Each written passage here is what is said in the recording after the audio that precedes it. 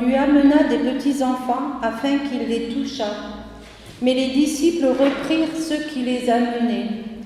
Jésus, voyant cela, fut indigné, et il leur dit : Laissez venir à moi les petits enfants, ne les en empêchez pas, car le royaume de Dieu est pour ceux qui leur ressemblent.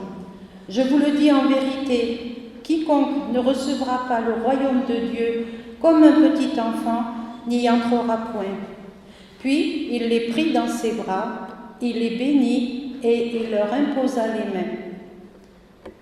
Dans le psaume 8, par la bouche des enfants, de ceux qui sont à la mamelle, tu as fondé ta gloire pour confondre tes adversaires, pour imposer silence à l'ennemi et aux vindicatifs. Et dans Marc 9, ils arrivèrent à Capernaum. Lorsqu'il fut dans la maison, Jésus leur demanda : De quoi discutiez-vous en chemin ? Mais ils gardèrent le silence, car en chemin, ils avaient discuté entre eux pour savoir qui était le plus grand. Alors il s'assit, il appela les 12 et il leur dit : Si quelqu'un veut être le premier, il sera le dernier de tous et le serviteur de tous. Et il prit un petit enfant, il le plaça au milieu d'eux, et l'ayant pris dans ses bras, il leur dit : Quiconque reçoit en mon nom un de ces petits enfants me reçoit moi-même. Et quiconque me reçoit non pas moi, mais celui qui m'a envoyé. Où voit-on que l'enfant est béni dans la Bible ? Toute l'œuvre de Dieu est bénédiction. Il est dit, il les bénit et il dit multipliez-vous. Donc les enfants font partie de ce projet. Océane a un petit enfant qui a été présenté au Seigneur qui s'appelle Ismaël. Et on voit la protection de Dieu sur les enfants. Tu enfanteras un fils, tu lui donneras le nom d'Ismaël, car l'Éternel a entendu ton affliction. Ismaël, ça veut dire Dieu entend. Dieu lui-même est devenu un enfant. Il a été présenté au temple. Et saint Irénée de Lyon dit : Jésus a traversé tous les âges. C'est joli. Pour devenir un enfant pour les nourrissons, un enfant pour les enfants. Il nous comprend à tout âge de la vie. Karl Barth a dit : le plus grand théologien est l'enfant qui prie dans la confiance au pied de son lit. Pourquoi c'est important de s'occuper d'un plus faible que soi ? Moi, je trouve que c'est bien d'avoir un petit animal domestique à la maison aussi pour que les enfants apprennent que le petit animal, c'est pas un jouet. Le plus fragile nous apprend à relativiser beaucoup de choses et à aimer. L'enfant, la fragilité, l'attente et la joie rappellent que le royaume est gratuit. L'essentiel n'étant pas dans le faire, mais dans la proximité avec Dieu. Quelqu'un a écrit : nous faisons des grandes théories, nous avons des principes. Et l'essentiel est d'être dans cette sorte de relation immédiate avec Dieu, de confiance. François de Sales écrit : le petit enfant, tandis qu'il tient la main de ses parents, ne se préoccupe pas des bricoles que lui font ses petites jambes, tandis que nous tenons les mains de notre Seigneur. Les enfants sont une semence pour demain. Jésus, dans son humilité, dit aux disciples : vous ferez de plus grandes choses que moi. Le plus grand miracle, quand le Seigneur le montre, quand c'est le moment.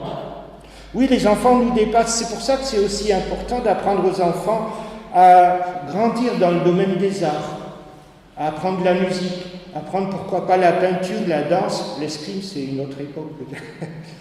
Mais c'est frappant de voir, quand je vais au conservatoire, des enfants qui savent mieux jouer que moi. Il n'y a pas besoin de chercher là. C'est une école d'humilité. Les enfants nous dépasseront.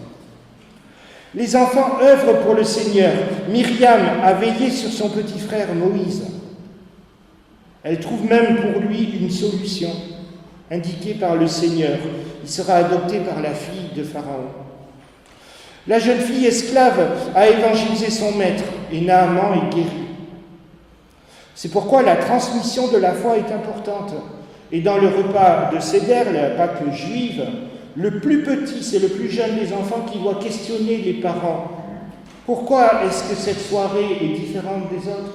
Pourquoi est-ce que nous mangeons du pain azime, etc., etc. Baptisez-les, dit Jésus, et enseignez-leur à garder. Il ne s'agit pas seulement de demander la protection, qui est tout à fait importante, mais aussi leur apprendre à demander qu'est-ce que je dois faire. Et pour nous, la question est toujours de mise. Ne sous-estimons pas non plus la capacité d'un enfant à comprendre une prédication. Il comprendra avec ses mots. Mon père était pasteur, j'étais à l'église dans le berceau. Léa aussi a commencé jeune et d'autres. Mais il y a des choses qu'ils comprennent à leur niveau. Vous savez, il y a beaucoup de personnes qui nous rejoignent en France pour diverses raisons. Quand j'étais pasteur en Alsace, il y avait des gens qui venaient déjà de l'Europe de l'Est. Il y avait une petite fille serbe, Brenkita, 7 ans. Je lis les 10 commandements avec les enfants. Je vous l'ai déjà raconté cette histoire, mais elle est belle. Je lis les 10 commandements et je dis, qu'est-ce que vous retenez des 10 commandements? Et la petite fille de 7 ans me dit, le Seigneur nous demande de nous reposer. Parce qu'il est dit, tu respecteras le jour du repos. C'est beau, n'est-ce pas? Une petite fille de 7 ans. Tu vivras donc la foi avec tes enfants en aimant, en priant. Moi, je me rappelle que mon père, avant de démarrer la voiture, quand on partait en voyage, il priait. Et ça m'est resté. Prier pour demander, mais prier aussi pour remercier. Il ne faut jamais oublier de remercier. Se servir de toutes les leçons de la nature. Un arc-en-ciel. Vous savez ce que c'est l'arc-en-ciel. En éveillant la pensée, Dieu agit. Et il faut aider les enfants à voir, aussi à entendre. C'est le rôle de Élie qui apprend à Samuel à reconnaître la voix de Dieu. Deutéronome 6, verset 7, « Tu inculqueras ces paroles à tes enfants. » Mais inculquer en français, ça veut dire « tu forceras tes enfants ». En vérité, dans l'hébreu littéral, c'est beaucoup plus joli. Tu aiguiseras la pensée de ton enfant. Et ça, c'est tout à fait juif dans la pensée. Affiner, discuter, dialoguer avec eux. Il faut se souvenir qu'on ne peut pas convertir les autres. Personne ne peut forcer à devenir chrétien. Mais que fait Anne? Elle confie son enfant à l'Éternel. Que fait la mère de Moïse? Et c'est très beau aussi. C'est très poétique. Elle pose l'enfant sur le Nil et elle remet son enfant au Seigneur sur le fleuve de la vie. Les gens donc apportent des enfants à Jésus, mais que font les disciples? Ils les rejettent. Comment perçoivent-ils ce geste? Ils considèrent que c'est quelque chose de tout à fait déplacé. Ce geste est hors programme, c'est un problème. Pensez, les disciples s'opposent à ce que les enfants s'approchent de Jésus. Ils s'opposent à ce qu'ils reçoivent une bénédiction. Pensez, ils veulent protéger Jésus, les disciples. De qui? Des enfants. C'est intelligent, ça. Des personnes vulnérables. Le problème, c'est que les disciples pensent que c'est à eux de protéger Jésus. Les disciples pensent que c'est à eux de décider le bien.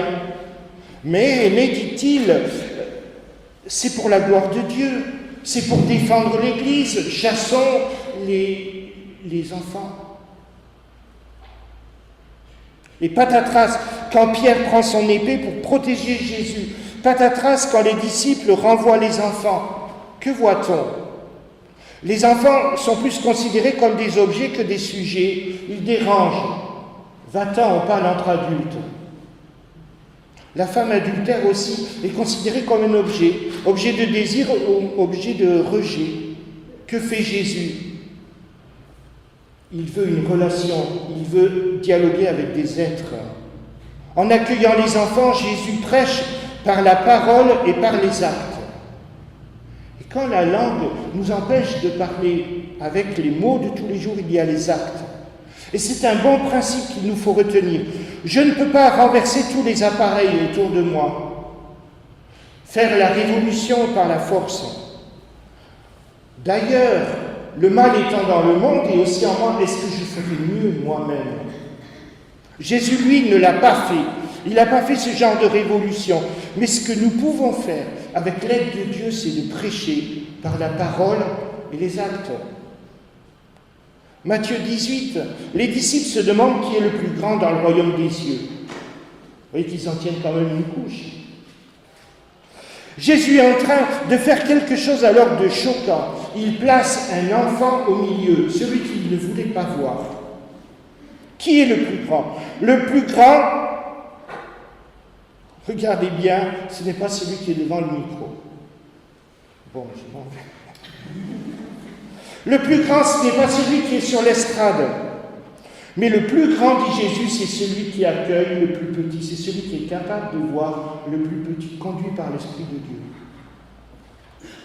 Celui qui reçoit un enfant, dit Jésus, me reçoit. Donc le plus grand, c'est le service vis-à-vis du plus petit, du plus faible. Autrement, quand je parlerai en langue, quand je prophétiserai, quand je serai docteur de la loi, quand j'aurai tous les diplômes, si je n'ai pas l'amour, alors je suis qu'une cymbale qui retentit, un tintamarre. Le défi pour l'Église, c'est l'accueil. Je me rappelle, j'ai vu un film il y a quelque temps, le début était bien, je n'ai pas aimé la fin. Donc je ne vous dis pas d'aller le voir, mais le début était bien. Ça s'appelait Le village de carton. C'est un prêtre au sud de l'Italie, environ en Sicile. Il arrive à la retraite et son église va être désaffectée, désacralisée, parce qu'il n'y a plus personne. Et le film commence avec une image forte, c'est un engin de chantier qui enlève la croix sur le mur. Dire c'est fini. Mais ce curé a demandé l'autorisation de vivre sa retraite dans le presbytère à côté de l'église, parce qu'il a fait là toute sa vie. Alors il demande à ses hiérarchies, est-ce que je peux continuer d'habiter le presbytère? Il a l'autorisation. L'église est maintenant désaffectée, elle ne sert plus. Et voilà que dans la nuit, ce prêtre entend du bruit dans l'église. Alors il sort en chemise de nuit avec son bonnet de nuit, on imagine, sa lampe torche. Il rentre dans l'église et il voit une paire d'yeux, des yeux, des yeux, des yeux, des yeux. Et au petit matin, quand le jour se lève, il voit son église pleine de migrants. De migrants qui ont traversé la Méditerranée. Et je trouve que l'image est forte. Le défi pour l'Église d'aujourd'hui, c'est l'accueil. Après la résurrection, Jésus s'adresse aux disciples qui sont au bord du lac en leur disant « Mes enfants, n'avez-vous rien à manger ?» Mais l'entrée du péché dans le monde a des conséquences terribles pour les enfants, pour les personnes vulnérables. Dans la Bible, il est même question de la coutume des sacrifices humains pour se faire bien voir des dieux. Et est-ce qu'aujourd'hui, on ne sacrifie pas encore des hommes, des femmes, des enfants? Des enfants, des personnes âgées, certaines femmes. La Bible nous dit « Souviens-toi que tu étais un étranger ». L'état de santé d'une société se vérifie à l'attention qu'elle porte aux plus faibles. Ça n'a rien à voir avec le management de Orpea. Quand on décide de la vie d'un autre par ordinateur interposé, une couche pour lui, une biscotte pour l'autre. Souvenons-nous que nous sommes nous-mêmes fragiles, vulnérables, que nous ne sommes pas tout-puissants. Puissions-nous faire ce qu'il faut alors, mais avec amour, non un maximum par la force et la puissance, mais aimer comme Dieu. Aimer ceux qui ne peuvent pas nous rendre en argent sonnant et trébuchant, gratuitement, sans aucune autre intention que d'être proche, parce que tel est le langage de l'amour, être proche, comme tout à l'heure je me suis rapproché de Jean-Michel. L'Épître des Hébreux nous dit que certains ont reçu des anges sans le savoir. Abraham a reçu 3 hommes, c'était des anges. Lot a reçu 2 hommes, c'était des anges, sans le savoir, des envoyés de Dieu. En fait, l'accueil est le mode de vie du chrétien. Accueillir, c'est-à-dire abandonner ses prétentions, ses prérogatives, sa préséance. Et je vais terminer par un commentaire exceptionnel. Il n'est pas de moi, je le trouve très très beau. Jésus a dit « Laissez venir à moi les petits-enfants ». Il ne dit pas « Faites venir ». Parce que c'est la question de l'accueil. C'est la question de l'accueil qui est tellement importante. Parce que c'est Dieu qui convainc les cœurs, c'est Dieu qui envoie, c'est Dieu qui parle par son esprit et les personnes arrivent. Seigneur, aide-nous à vivre ensemble ton amour.